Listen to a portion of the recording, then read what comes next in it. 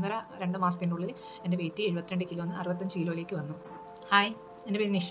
ഞാനൊരു വീട്ടമ്മയാണ്. എൻ്റെ പ്രായം 49 വയസ്സാണ്. ഈ ഒരു പ്രായത്തിലുള്ള ഒട്ടുമിക്ക ലേഡീസിൻ്റെയും പ്രശ്നമായിരിക്കും ക്രമാതീതമായി വെയിറ്റ് ഇങ്ങനെ കൂടിക്കൊണ്ടിരിക്കുക.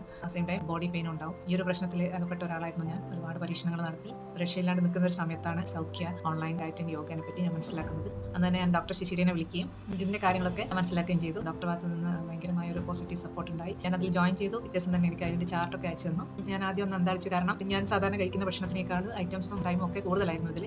ഡോക്ടർ നിർദ്ദേശപ്രകാരം അങ്ങനെ തന്നെ ഫോളോ ചെയ്തു. സെയിം ടൈം ഞാൻ യോഗ സെഷനിലും പങ്കെടുത്തു. എനിക്ക് ആർത്രൈറ്റിസിന്റെ പ്രശ്നം, തൈറോയിഡിന്റെ പ്രശ്നമൊക്കെ ഉണ്ടായിരുന്നു. അതിനെല്ലാം കഴിക്കാവുന്ന തരത്തിലുള്ള ഭക്ഷണക്രമമാണ് എനിക്ക് വേണ്ടി ഡോക്ടർ തയ്യാറാക്കിയത്. എന്തായാലും എനിക്കിത് ഭയങ്കര രണ്ടും യോഗയും ഡയറ്റും ഭയങ്കര കംഫർട്ടായിരുന്നു. കാരണം എനിക്ക് ഒന്നും സ്ട്രെയിൻ ചെയ്യേണ്ട വന്നില്ല എന്നുള്ളതാണ് വാസ്തവം. എനിക്ക് വിശക്കുന്നേ ഉണ്ടായിരുന്നില്ല. ഈ ഭക്ഷണം കഴിക്കും നിറയെ വയറ് നിറഞ്ഞു. കൃത്യമായ മോണിറ്ററിംഗ് ഉണ്ടായിരുന്നു. ഓരോ ടൈമിലും നമുക്ക് റിമൈൻഡ് വരും. 1-2 ആഴ്ചക്കുള്ളിൽ വെയിറ്റ് കുറയാൻ തുടങ്ങി. അതന്നെ ഭയങ്കര കോൺഫിഡന്റ് ആയി. കുറച്ചങ്ങോട്ടെത്തിയപ്പോൾ 2-3 കിലോ കുറഞ്ഞു തുടങ്ങിയപ്പോൾ എല്ലാവരും ഇങ്ങോട്ട് ചോദിക്കാൻ തുടങ്ങി. 1.5-2 മാസത്തിനുള്ളിൽ എൻ്റെ വെയിറ്റ് 72 കിലോ 65 കിലോയിലേക്ക് വന്നു. ഇങ്ങനെ വീട്ടിലിരിക്കുന്ന വീട്ടമ്മമാർക്കും ഏത് പ്രായത്തിലുള്ളവർക്കും ഇതിനൊരു സൈഡ് എഫക്റ്റോ പ്രശ്നങ്ങളോ ഒന്നും വരുന്നില്ല. വെയിറ്റ് കുറയുന്നത് മാത്രമല്ല എനിക്കിത് ഇഷ്ടപ്പെടാൻ കാരണം എൻ്റെ ബോഡി പെയിനിലൊക്കെ വളരെ വ്യത്യാസം വന്നു. എനിക്ക് ജോയിന്റ് പെയിൻ നന്നായിട്ടുണ്ടായിരുന്നു. രാവിലെ എഴുന്നേൽക്കുമ്പോൾ തന്നെ ഒരു ഫ്രഷ്നെസ് ഫീൽ ചെയ്യുന്നുണ്ട്. Thank you Saukhya, thank you doctor Shishira. നമ്മുടെ യോഗ ഇൻസ്ട്രക്ടർ സജി മാഡത്തിനും എൻ്റെ ഹൃദയത്തിൽ നിന്നുള്ള താങ്ക്സ് ഞാൻ അറിയിക്കുന്നു.